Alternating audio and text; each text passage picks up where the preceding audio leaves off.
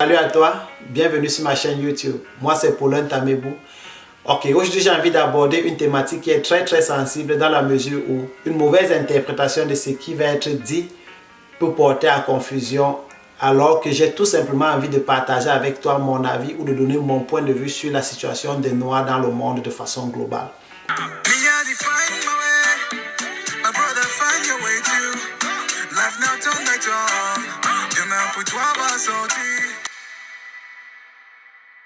Tu l'aurais certainement deviné, j'ai envie de parler de racisme, qui est une thématique très délicate.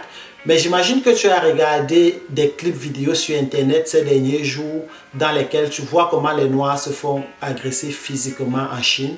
Et je trouve tout simplement que ce n'est pas acceptable qu'en 2020, que nous les Noirs, on ne soit pas capables de se sentir en sécurité, peu importe où on se situe.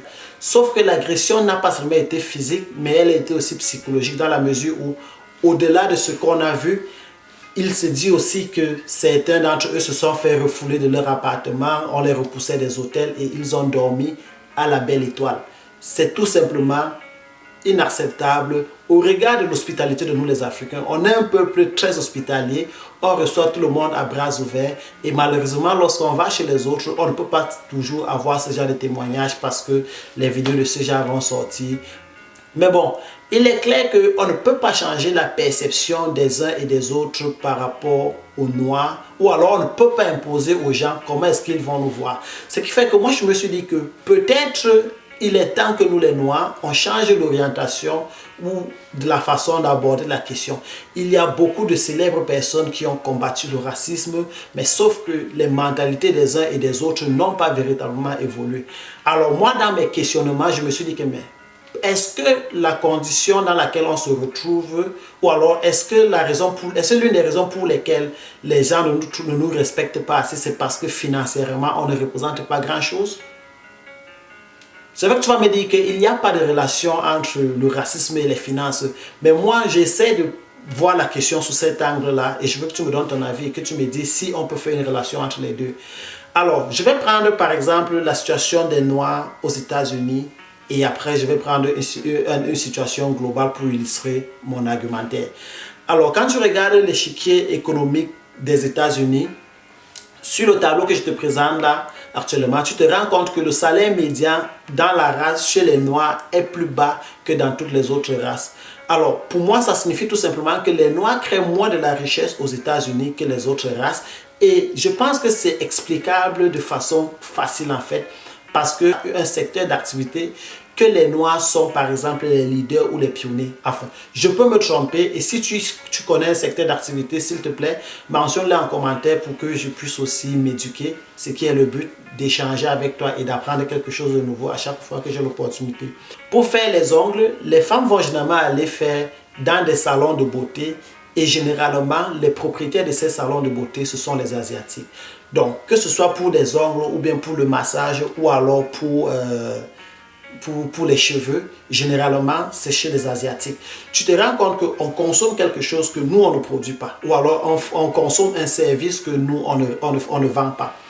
Et je peux prendre un autre exemple. Il ne faut pas que les femmes disent que j'ai seulement pris un exemple qui concerne les femmes et que je ne mentionne pas les hommes. Alors, prenons un autre truc, ça c'est un peu plus général.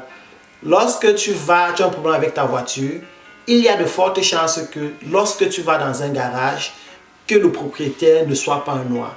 Donc tu te rends compte que voilà encore un secteur d'activité qui concerne un peu plus tout le monde. Mais nous les Noirs, on n'est pas dans ce genre de secteur d'activité. Et je prends ces exemples par exemple tout simplement parce que tu n'as pas besoin d'un diplôme. Tu n'as pas besoin d'avoir un master pour vendre, pour faire les ongles ou bien pour avoir une boutique pour vendre les mèches ou alors les huiles, les produits de beauté et tout. Non, tu as juste besoin d'être un entrepreneur. Et l'entrepreneuriat n'a pas de niveau d'éducation. L'entrepreneuriat, c'est juste la vision. Donc, avec là, c'est deux ou trois exemples assez banals qui n'est pas suffisant pour pouvoir tirer une conclusion. Mais on peut quand même se dire que l'entrepreneuriat noir n'est pas très développé. Parce que ici, l'entrepreneuriat noir, c'est d'être des rappeurs. Lorsque tu es rappeur, tu es très célèbre. Mais sauf que quand à la fin de la journée, toi un rappeur ou toi un chanteuse, tu as toujours besoin de te faire belle. Qu'est-ce que tu vas faire? Tu vas aller encore tu vas aller consommer un service que ta communauté ne produit pas. Et même lorsque tu vas dans des quartiers qui sont noirs, il y a des salons de beauté où on fait des ongles. Et les propriétaires dans ces quartiers noirs, ce sont encore les Asiatiques. Donc tu te rends compte que l'entrepreneuriat chez nous n'est pas assez développé. Et puis moi je me dis que peut-être parce qu'on ne crée pas assez de richesses, c'est pour ça qu'on est au bas de ce tableau. Et par conséquent, on peut se dire que les autres nous perçoivent comme étant des consommateurs et non des producteurs. Et par conséquent, peuvent être racistes. Je ne sais pas. Je ne sais pas si ça c'est une conséquence, mais j'essaie un peu d'orienter la question sous cet angle-là. Est-ce que si on change nos conditions financières, on améliore nos capacités de production, est-ce que ça va changer la perception des uns et des autres envers nous? Je ne sais pas. Prenons un cas qui est plus général. Selon le FMI, sur les 25 pays les plus pauvres, 20 de ces pays sont les pays africains. Ça suppose que s'il y a 20 pays, s'il y a 25 pays qu'il faut aider de façon urgente, 20 de ces pays sont des pays africains. Également, les autres nous voient comme étant des consommateurs et non des producteurs. Et par conséquent, vont dire que voilà, vous ne produisez rien, nous on est toujours là en train de vous aider. On peut utiliser une illustration très basique pour montrer ça. Enfin, généralement, les gars utilisent une blague comme quoi, pendant les réunions familiales, le tonton qu'on envoie acheter la bière, c'est le tonton qui ne travaille pas. Et en fait, ça c'est vrai. Parce que celui qui a l'argent, on le traite avec un peu plus de respect. Mais celui qui n'a pas autant d'argent, on le traite avec un peu moins de respect. C'est-à-dire ce sont des situations naturelles. Peut-être les autres le perçoivent et nous traitent comme moins que rien parce que nous, on est toujours en train de demander. Et on dit aussi également que la main qui est en bas ne pose pas de conditions parce que c'est la main qui est en haut, c'est la main qui donne, qui décide. Alors, si j'ai une pomme ici et que je veux la donner à la main droite, si je m'en vais à gauche, la main droite est obligée d'aller à gauche pour pouvoir la prendre. Si je vais à droite, elle est obligée d'aller à droite. La main droite n'a pas de choix que d'attendre jusqu'à ce que la main gauche lâche la pomme pour que la main droite en prenne. Ça suppose que si nous, les Africains, on arrête peut-être un peu de tout attendre des autres et apprendre à nous prendre en charge, peut-être ça va faire en sorte que les autres aient un respect pour nous. Là, comme je dis, je ne sais vraiment pas, mais c'est juste une question que je me pose et puis essayer de m'expliquer.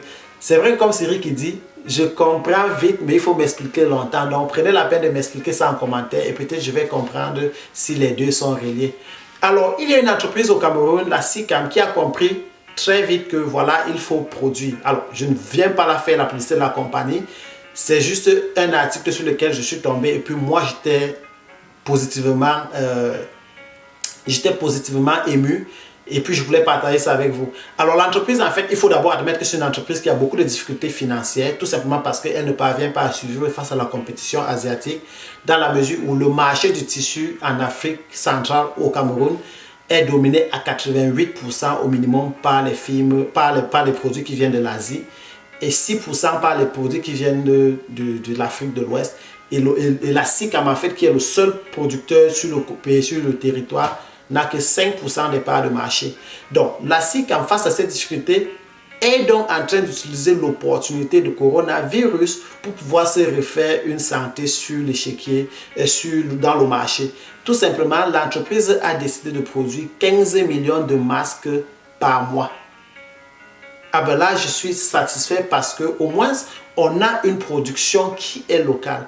Le Cameroun, c'est un pays producteur de coton, mais comment est-ce qu'on va attendre que ce soit les Chinois qui nous envoient les masques, alors que les masques sont faits à base de tissu, le tissu qui est fait à base de coton. Tu te rends compte que nous, on produit des choses qu'on ne consomme pas, mais voilà une entreprise qui a donc décidé de faire la transformation de ça. On aura désormais les masques et on n'a plus nécessairement besoin d'attendre que les masques viennent de l'Asie. Alors, imagine-toi, sur le plan économique, on va dans plusieurs secteurs d'activité. On accroît notre production, par exemple, de poissons. On accroît notre production de poulet, de viande, de riz et tout et tout. Tu vas te rendre compte qu'on va être de moins en moins dépendant de l'extérieur en matière alimentaire. Et je me dis que si on demande moins, les autres peuvent changer leur perception et peut-être nous respecter un peu plus. C'est juste une de mes interrogations stupides. C'est juste une façon pour moi de penser. Je n'ai pas la prétention d'être sur le bon chemin. Tout au contraire, je partage avec toi pour que si tu ne partages pas le même avis que moi, que tu me dises pourquoi est-ce que tu penses qu'il n'y a pas de relation entre le racisme et l'économie. Alors là, je serais très ravi d'apprendre quelque chose de nouveau.